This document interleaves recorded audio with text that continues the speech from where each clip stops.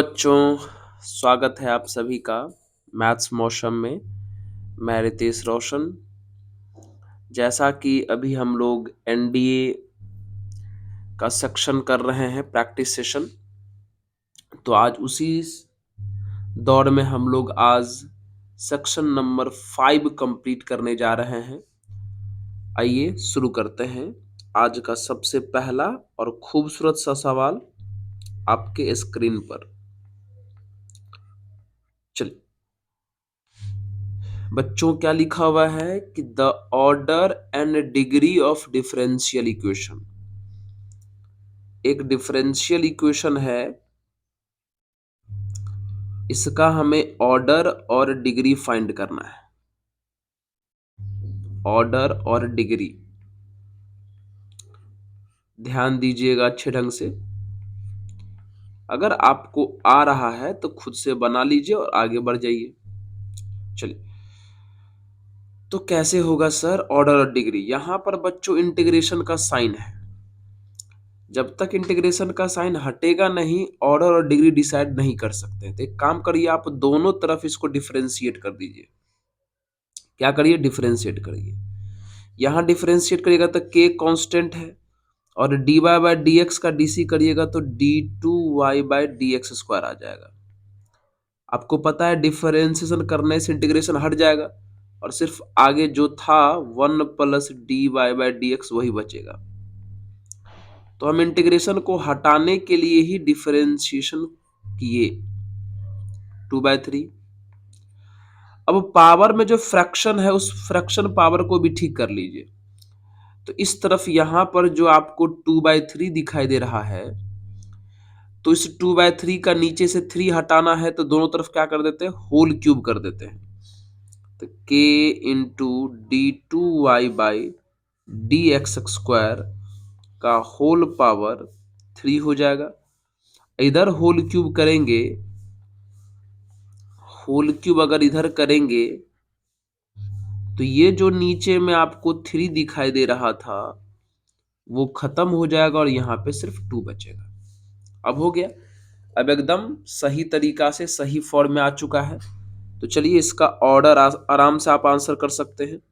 Order का मतलब होता है बच्चों हाईएस्ट डेरिवेटिव, मतलब मैक्सिमम कितनी बार डिफरेंशिएट हुआ। जैसे यहां पर मैक्सिमम 1 बार हुआ है और यहां पर मैक्सिमम 2 बार हुआ है, यानी ऑर्डर होगा 2। और डिग्री का मतलब होता है हाईएस्ट डेरिवेटिव का पावर। तो हाईएस्ट डेरिवेटिव यही है और इसका पावर कितना है बच्चों? 3, यानी डिग्री हमारा कितना हो जाएगा? 3। यानी इस क्वेश्चन का ऑर्डर हो गया 2 और डिग्री हो गया 3, यानी ये नंबर करेक्ट। ठीक है, चलिए नेक्स्ट क्वेश्चन की तरफ बढ़ते हैं हम लोग। अगला सवाल आइए, चलिए इसको देख लीजिए।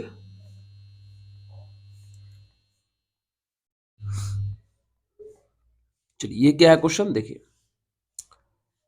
ये है इफ ए इक्वल टू, अच्छा, if a equal to 10a1 दिया हुआ है, एक मैट्रिक्स है। तब हमें कह रहा है कि a के पावर 100, a का पावर 50 और a के पावर 25, ये सब निकाल के इसमें हमें रखना पड़ेगा, तब इसका वैल्यू फाइंड हो पाएगा।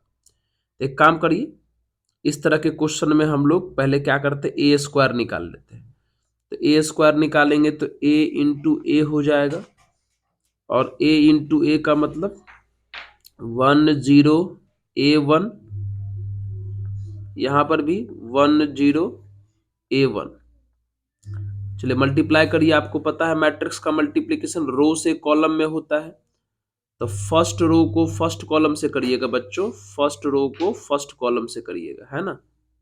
कितना आएगा? 1 1 जा 1, जीरो को ए को जीरो से करिएगा तो कितना हो जाएगा? 1 + 0 यानी 1 बचेगा। फिर उसी तरीके से इस फर्स्ट रो को सेकंड कॉलम से भी करिएगा। 1 को ए से करिएगा ए, फिर ए को 1 से करिएगा तो ए और ए कितना हो जाएगा? 2a। अब उसी प्रकार इस सेकेंड रो का करते हैं हम लोग। सेकेंड रो का फर्स्ट से करिएगा तो ये जीरो यानी यहाँ जीरो बचेगा। सेकेंड कॉलम से करिएगा तो जीरो और यहाँ पे 1 बचेगा, मतलब ए स्क्वायर फाइंड हो गया।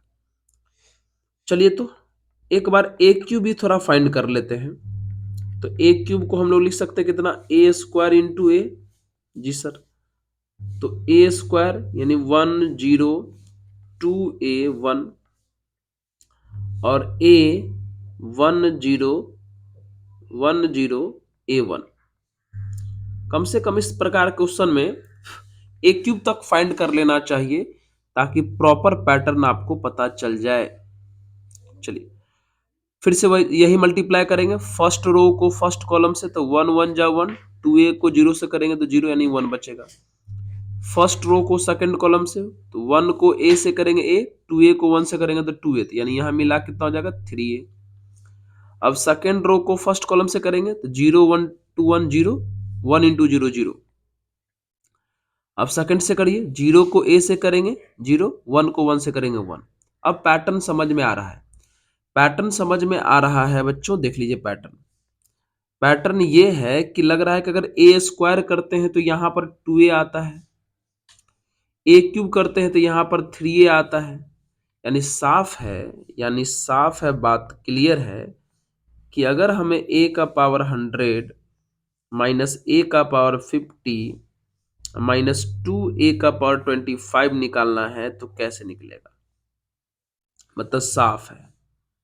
100 है तो 1 0, यहां पर 100a लिखाएगा और यहां पे 1 ही लिखाएगा। फिर 50 है बच्चों, तो यहाँ पे 1 0 और यहाँ पर 50a लिखाएगा और यहाँ पे 1 ही लिखाएगा। इस पैटर्न को सजा दिए। फिर -2 1 0, यहाँ पर 25 है पावर में तो 25a और यहाँ पे 1 आएगा। सॉल्व कर लीजिए, बस कर लीजिए।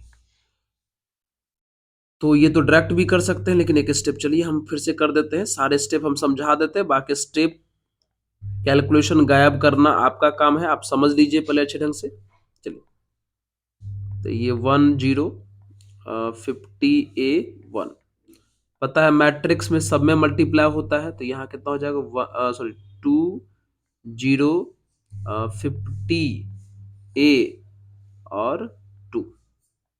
चलिए सॉल्व कर लेते हैं, कितना आएगा देखिए, 1 माइनस 1 0 और 0 माइनस 2 यानी बचा माइनस में 2। ठीक है, 100 minus 50 50 50 minus 50 0, 0 minus 0 minus 0 0, 1 minus 1 0 minus 2, यानी ये आया इसको सॉल्व करने पर। ऐसा लग रहा है अगर इसमें से -2 कॉमन कर ले बच्चों, तो -2 कॉमन कर लेंगे तो यहाँ 1 0 0 1 बचेगा, और इस तरह के मैट्रिक्स को हम आइडेंटिटी मैट्रिक्स बोलते हैं। यानी हमारा आंसर जो आ गया -2i आंसर आ गया। ठीक है, -2i option number A correct हो गया। देख लिए आप अच्छे ढंग से। चलिए नेक्स्ट क्वेश्चन की तरफ बढ़ते हैं।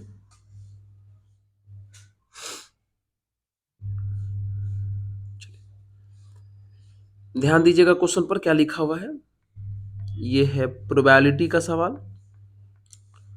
क्वेश्चन में कहता है कि the incidence of suffering from a disease among workers in a industry has a chance. अच्छा, डिजीज है इस बात का चांस, यानी मान लेते हैं प्रोबेबिलिटी ऑफ डिजीज होने का चांस 33 1/3% है। मतलब ये कितना हो जाएगा 100/3%। इसका परसेंटेज अगर हम ब्रेक कर दे बच्चों, तो ये 100/3 और ये हमें 1/100 करना पड़ेगा, यानी 1/3 आ जाएगा। और डिजीज नहीं होने का पॉइंट क्या है, पी ऑफ डी का complement 1 minus p of d कर सकते हैं। डी मतलब डिजीज, 1 माइनस 1/3 करेंगे तो कितना आएगा बच्चों 2/3 आ जाएगा। फिर क्या पूछा क्वेश्चन में, what is the probability that exactly 3 out of 6 worker. अच्छा, उस पूरे फैक्ट्री में से 6 वर्कर को चुना गया। कहता है इस बात की क्या प्रोबेबिलिटी है कि 6 वर्कर में से 3 को वो डिजीज हो। ये तो बाइनोमियल प्रोबेबिलिटी हो गया बच्चों। तो बाइनोमियल प्रोबेबिलिटी में ये है हाँ वाला पार्ट, तो इसे हम लोग P मानेंगे।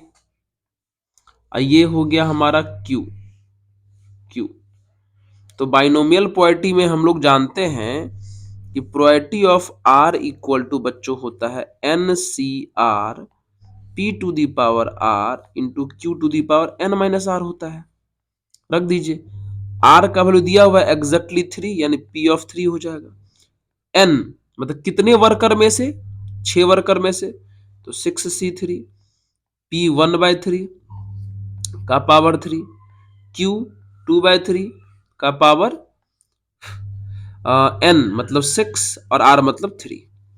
चलिए सॉल्व करिए, तो ये हो जाएगा फैक्टोरियल 6 N माइनस R, तो 3 इंटू R मतलब 3। ये हो जाएंगे 1/27 और ये भी हो जाएगा 8/27 ही होगा। इसको अगर हम सॉल्व करें तो 6 5 4 के बाद 3 आएगा, एक 3 कट जाएगा, एक 3 बचेगा, 3 2 1, ऊपर हो गया 8, नीचे हो गया 729। 3 से 6 से 6 कट गया, 5 चौक 20, 20 अट्ठे 160, यानी 160/729 इसका आंसर हो गया। हाँ, ये तो बाइनोमियल प्रोबेबिलिटी का क्वेश्चन था। चलिए, इस तरीके से क्वेश्चन हमारा बच्चों कंप्लीट हो गया, देख लीजिए, है ना। चलिए अगले सवाल बढ़ते हैं।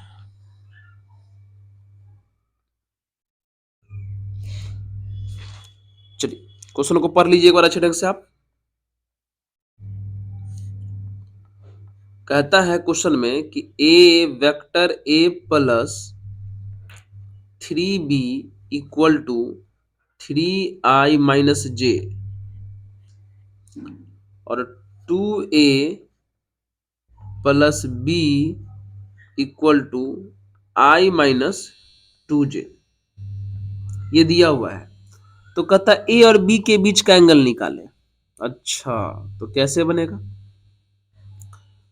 एक काम करते हैं ना बच्चों, इसको लीनियर इक्वेशन इन 2 वेरिएबल की तरह सॉल्व कर देते हैं और ए और बी वहां से निकाल लेते हैं। कर ले क्या? हाँ कर लीजिए सर। एक काम करिए ना, ऊपर वाले इक्वेशन में हम ए को हटाना चाहते हैं तो 2 से मल्टीप्लाई कर देते हैं, एलिमिनेशन मेथड। चलिए कितना हो जाएगा? 2a plus 6b equal to 6i minus 2j, और यहां ये है हमारा 2a plus b equal to i minus 2j। ये सब काम आप तेजी तेजी से कर सकते हैं। चलिए कितना हो जाएगा? ये माइनस माइनस माइनस प्लस, ये कैंसिल हो गया। कितना बचा? यहां से बचा 5b इक्वल टू, ये कैंसिल हो गया, कितना बचा? 5i, यानी हम कह सकते हैं कि b इक्वल टू हमारा जो आया i, यानी b का जो वैल्यू आया i के बराबर आ गया। अब a निकाल लीजिए, किसी में रख करके ऊपर में रख लीजिए, तो a plus 3b equal to 3i minus में j, तो कितना हो जाएगा? a b का वैल्यू बच्चों आया तो ये 3i हो जाएगा और इक्वल टू 3i और माइनस j। 3i से 3i कट गया, यानी a का जो वैल्यू आ गया वो माइनस j हो गया। तो बहुत सिंपल हो गया जी। मतलब a है j के तरफ और b है i के तरफ, यानी ये हुआ x एक्सिस के डायरेक्शन में और ये हुआ निगेटिव y एक्सिस के डायरेक्शन में। तो x एक्सिस और निगेटिव y एक्सिस के डायरेक्शन के बीच का एंगल कितना होता है? 90 ही होता है। ऐसे भी इसका एंगल 90 दिखाई दे रहा है, या आप फॉर्मूला के मेथड से भी जा सकते हैं कि दो वेक्टर के बीच के एंगल निकालने का फॉर्मूला होता है cos theta equal to mod A1 mod a into, sorry mod a नहीं होता है, ऊपर में मॉड नहीं है, चलिए ऊपर में मॉड नहीं है, फॉर्मूला होता है a dot b divided by mod a into mod b. तो बच्चों यहां आई है, ए के जगह पे माइनस जे है और बी के जगह पे आई है, फिर नीचे में माइनस जे का मॉड इंटू आई का मॉड। साफ है बच्चों, जे और आई परपेंडिकुलर द डॉट जीरो होगा, तो बात खत्म, थीटा का वैल्यू 90। आपको वैसे ही बता दिए थे, ऐसे ही बता दिए, ये तो सिंपल समझ गए। ये अच्छा एक क्वेश्चन था कि कैसे linear equation in two variable का यूज करके ए और बी निकाला, फिर उसके बीच के एंगल का जो फॉर्मूला है लगा दिया, निकल गया। चल ये क्वेश्चन हो गया। अगले सवाल की तरफ बढ़ते हैं। हाँ इसको पढ़िए बच्चों।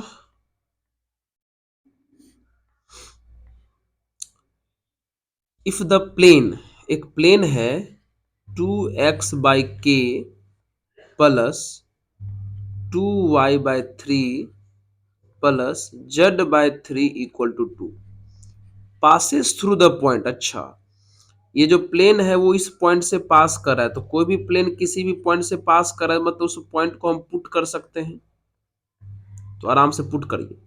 तो पुट करिए तो बच्चों, तो x के जगह पे 2 पुट करेंगे तो ये 4/k हो जाएगा, y के जगह पे 3 पुट करेंगे तो 6/3 हो जाएगा, z के जगह पे -6 तो -6/3 हो गया इक्वल टू 2। यानी ये 4/k, ये दोनों फैक्टर तो कैंसिल हो गया, इक्वल टू 2। यानी साफ है कि k का जो वैल्यू है बच्चों कितना आ जाएगा, अब 4/2 यानी 2, k का वैल्यू 2 आ गया। k अगर 2 आ गया तो k आ गया 2, k आ गया 2, k पूछा था क्या?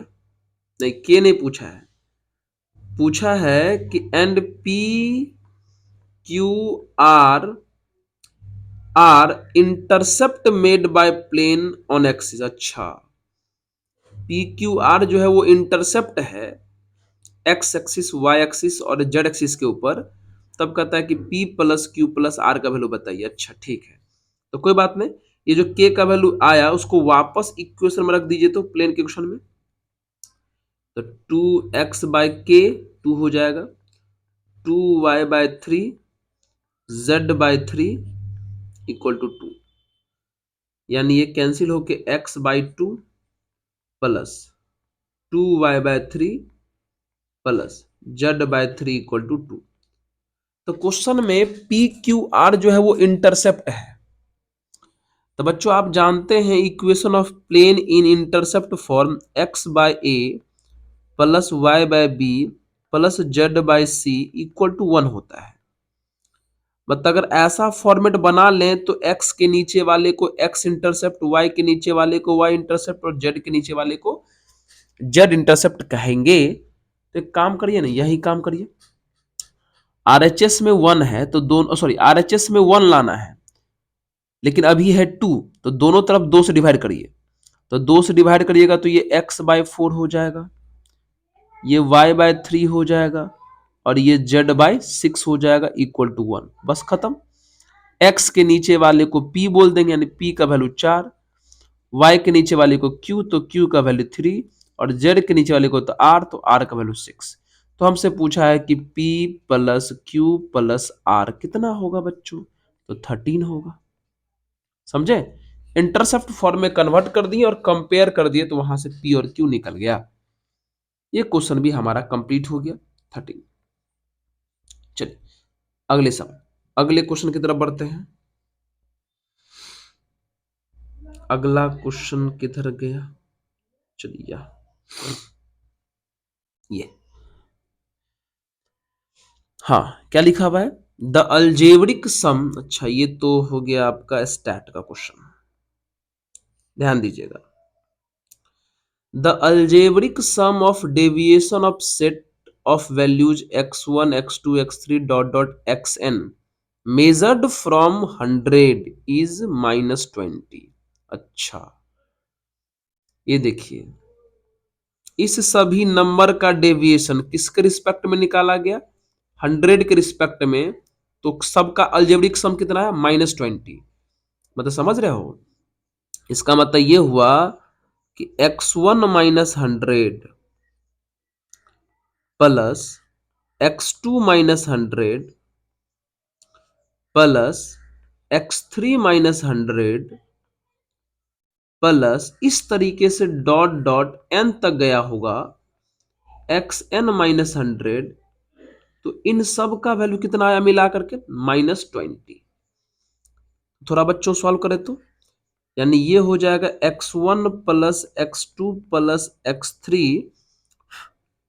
प्लस डॉट डॉट xn, और इसमें लगता है 100 शायद n टाइम्स आ जाएगा, तो 100 को जोड़ने से 100n लिख सकते हैं ना। हर एक जगह से x वाले पार्ट को अलग कर लिए और 100 वाले पार्ट को अलग करके यहां पे लिख दिए, इक्वल टू माइनस में 20। तो शायद हम ये कह सकते हैं कि x1 plus x2 plus x3 dot dot dot dot xn equal to 100n minus 20 आ गया। ये किसके रिस्पेक्ट में करना था, तो 100 के रिस्पेक्ट में। अब आगे पढ़िए, and algebraic sum of deviation from 92, फिर से क्वेश्चन है तो डायरेक्ट लिख दीजिए ना। अब 92 के रिस्पेक्ट में जब करता है, 92 के रिस्पेक्ट में जब यही काम किया है, 100 के रिस्पेक्ट में किए तो 100n हुआ, 92 के रिस्पेक्ट में करेंगे तो 92n होगा। तो कितना आया, 140 आया था, तो प्लस 140 कर दिए। तब हमसे पूछा कि देन फाइंड मीन। अच्छा मीन पूछा है, एक काम करिए, एक काम करिए, इन दोनों को आपस में माइनस कर दीजिए, इन दोनों को आपस में माइनस कर दीजिए। ये तो पूरा 0 हो जाएगा, ये कितना हो जाएगा, 8n हो जाएगा, ये माइनस और ये भी माइनस, 8n हो जाएगा और ये -160 हो जाएगा। तो शायद आप यहां से सॉल्व करिएगा तो n का वैल्यू आपको 20 आ जाएगा। अब तो मीन निकालना आसान है, कहीं से भी निकाल लीजिए मीन। मीन का मतलब क्या हुआ कि x1 plus x2 plus x3 plus dot dot xn by total number जो हमारे पास 20 आया। तो चलिए, तो x1 plus x2 plus x3 dot dot xn का वैल्यू यहां से लिखिए, चाहे यहां से लिखिए, कोई दिक्कत नहीं, ऊपर से लिख लीजिए। तो 100n माइनस 20 अपॉन 20 कितना हो जाएगा, 100 n के जगह पे हमारा आया है 20, यहाँ पर रखें तो 2000 हो जाएगा, -220 अपॉन 20, यह आ जाएगा 1980 बट्टे 20। यानी सॉल्व करेंगे तो 0 से 0 कटेगा, 2 नंबर 18, 2 नंबर 18, मतलब 99 आ गया हमारा मीन आंसर। क्वेश्चन में एक सेक्शन और है, and y is algebraic sum of deviation from y is, and find mean and y। अच्छा मीन भी निकालना था और y भी निकालना था। अब y क्या है वो बोला है, if algebraic sum of deviation from y is 180, मतलब समझ रहे हैं। फिर से वही क्वेश्चन, फिर से algebraic sum x1 plus x2 plus x3 plus dot dot xn जब y के रिस्पेक्ट में करते हैं तो कितना आता है, 180। तो y के रिस्पेक्ट में करेंगे बच्चों, तो जैसे ये दोनों लिखे हैं, ये दोनों लिखे, उसी तरीके से लिखेंगे y के रिस्पेक्ट में, तो कितना हो जाएगा ये वाई एन अब प्लस 180 हो जाएगा, है ना। चलिए, इसका वैल्यू हमको पता चलिए चुका है, कहीं से लिख दीजिए, 100n माइनस 20 है और यहाँ पे वाई एन प्लस 180 है, सॉल्व कर लीजिए, आराम से हो जाएगा। चलिए, n का वैल्यू 20 आ चुका है, तो कितना हो जाएगा, 2000 माइनस 20 और ये 20y हो जाएगा अब प्लस 180, तो कितना हो जाएगा, 1980 माइनस 180 बराबर 20y हो जाएगा। तो कितना हो जाएगा, ये 1800 हो गया बराबर 20y।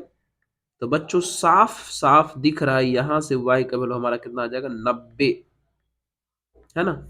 सब दो सेक्शन था ये क्वेश्चन जो था, पैराग्राफ टाइप का क्वेश्चन दिया हुआ था, तो हमने दो क्वेश्चन को एक ही में मिक्स कर दिया हुआ है। तो आप कॉन्सेप्ट समझिए कि इस टाइप के क्वेश्चन को डेविएशन के रिस्पेक्ट में जब सवाल पूछा जाएगा तो किस तरीके से सवाल को डील करिएगा। देखिए, बेसिक से लेकर के हम आपको शॉर्टकट तरीका से बताते चले गए, ठीक है।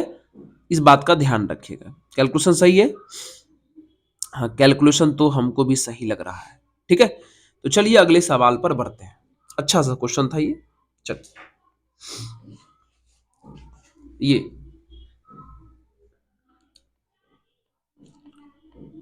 ये लॉग का क्वेश्चन रहा हमारे पास। क्वेश्चन में लिखा है कि log 2 of base 10 log of 10 to the base 2 plus log of 10 का पावर x बेस में 10 इक्वल टू 2। तो x पूछा, ये तो बहुत आसान है। आराम से हम आपको log a to the base b का फॉर्मूला आपको पता होना चाहिए, किसे हम लोग log a बाई log क्या लिख सकते हैं, b लिख सकते हैं। उस आधार पे इसको हम चाहें तो log 2 बाई log 10 लिख सकते हैं। इसको चाहें तो हम लोग log 10 बाई log 2 लिख सकते हैं। और ये तो बच्चों log में आर्गुमेंट का पावर है जो बाहर हो जाता है। आर्गुमेंट का पावर बाहर हो गया तो यहाँ पे 10, यहाँ पे 10 इक्वल टू 2। साफ साफ दिख रहा है, ये सब कैंसिल होके 1 आ गया।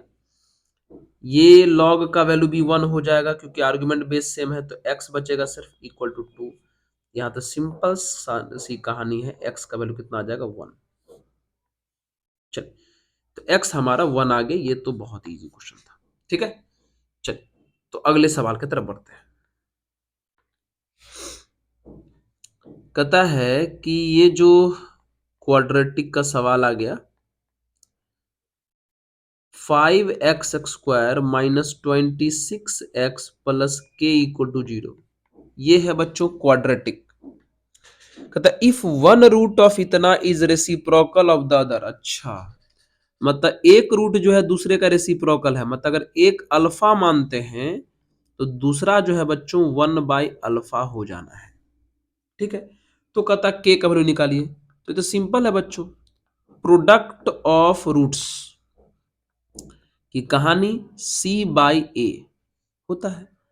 प्रोडक्ट यानी अल्फा इंटू 1/अल्फा, सी कांस्टेंट टर्म के, ए मतलब सबसे ये वाला, ये ना हाईएस्ट पावर का कोफिशिएंट 5। अल्फा से अल्फा कैंसिल हो गया, बाय क्रॉस मल्टीप्लाई किए तो के का वैल्यू 5 आ गया। ये तो फ्री फॉकेट का क्वेश्चन था जी, है ना। चलिए, तो ये क्वेश्चन हमारा आंसर हो गया। चलिए अगले साल बढ़ते हैं, बढ़े नेक्स्ट क्वेश्चन पर। ये the value of infinite product. हाँ बच्चों, इसका वैल्यू भी बताना है।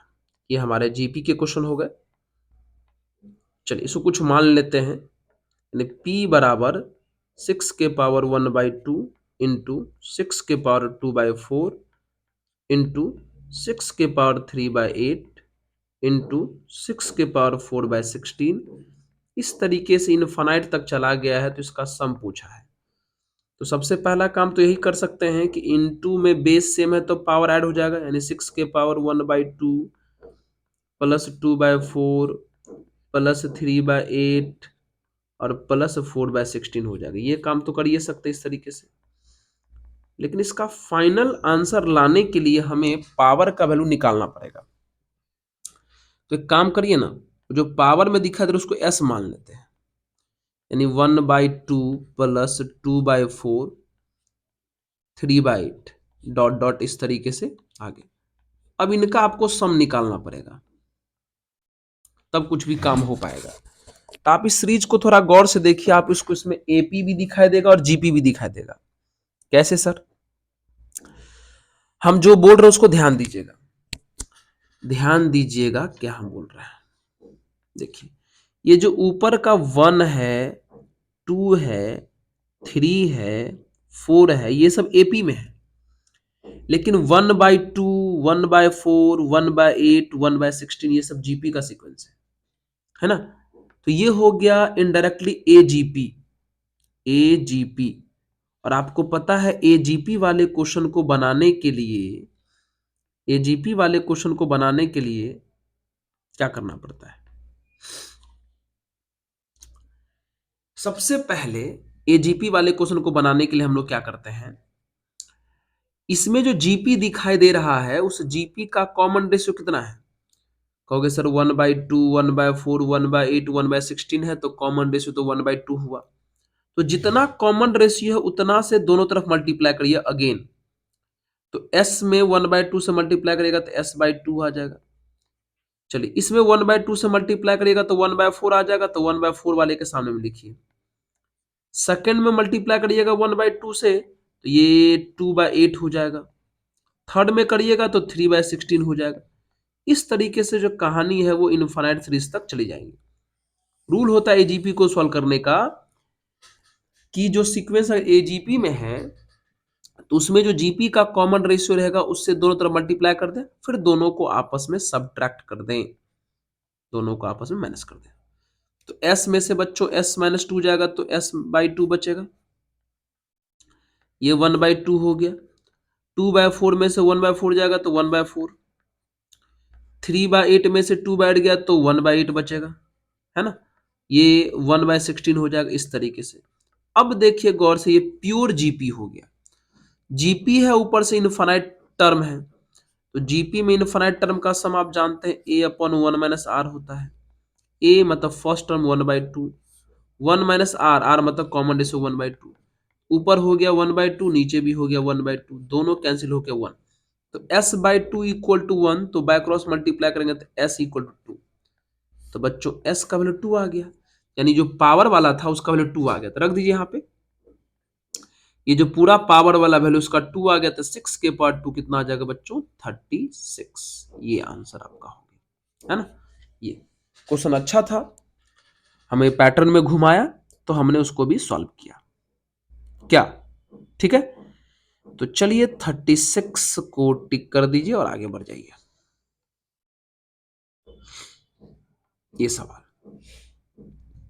ध्यान दिया जाए, इस सवाल पर ध्यान दिया जाए।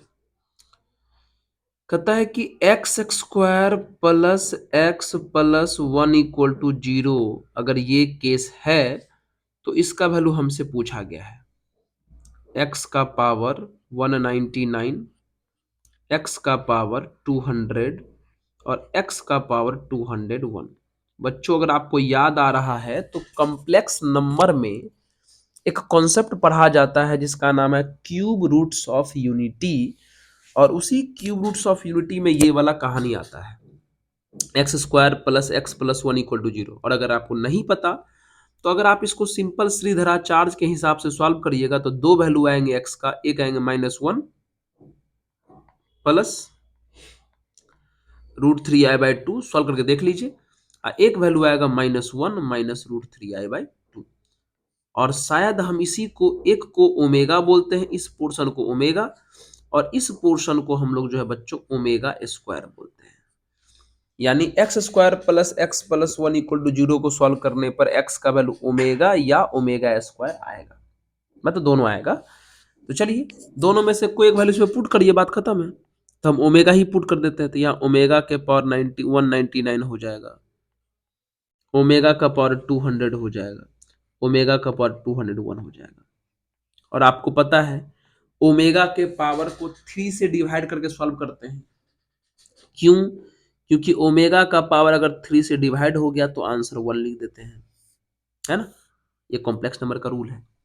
तो 3 से डिवाइड करेंगे ओमेगा के पावर को, तो यहाँ कितना बचेगा, 18, एक मतलब रिमाइंडर 1 बच जाएगा, है ना, पक्का, ठीक है। और यहां करेंगे 3 से डिवाइड तो कितना बचेगा, जितना रिमाइंडर बचता है उतना लिख के छोड़ देते हैं। यहां अगर 3 से करेंगे तो 18, 2, 18, 2 मतलब फिर रिमाइंडर 2 बचेगा। इस केस में करेंगे तो पूरा 3 से कटिए जाएगा, तो जब 3 से कट गया तो आंसर 1। और ये तो फॉर्मूला आ गया जी, 1 + ओमेगा जिसका answer cube roots of unity में 0 होता है। ठीक है, यानी इस प्रकार से इस क्वेश्चन का जो आंसर है आपको 0 मिला। समझ रहे हो? हाँ, यस सर, समझ तो रहे हैं, कोई दिक्कत तो नहीं ना?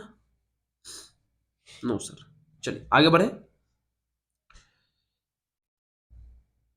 आगे बढ़ते हैं। और हमको लगता है क्वेश्चन अब कंप्लीट हो गया शायद। जी, हमने सारे के सारे क्वेश्चंस लगते हैं कंप्लीट कर दिए। जी, सारा क्वेश्चन कंप्लीट हो गया। तो चलिए बच्चों, तो आज इस सेक्शन का 10 क्वेश्चन था हमारा, कंप्लीट हो गया। तो फिर से अगले सेक्शन में मिलते हैं। और आज है महाशिवरात्रि, तो आप सभी को महाशिवरात्रि की ढेर सारी शुभकामनाएं। चलिए नेक्स्ट वीडियो मिलते हैं, धन्यवाद।